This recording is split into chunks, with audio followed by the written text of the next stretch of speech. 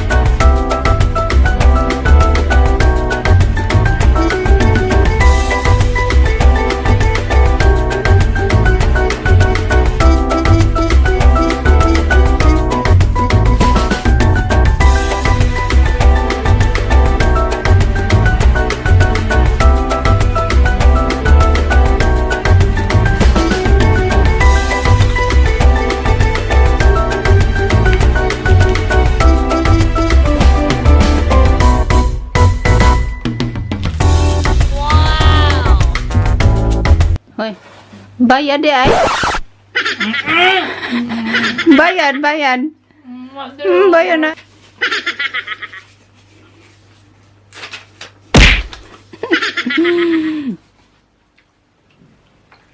Muna among food.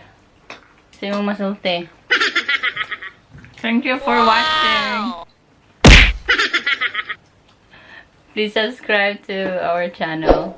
Bye. Bye. Uy!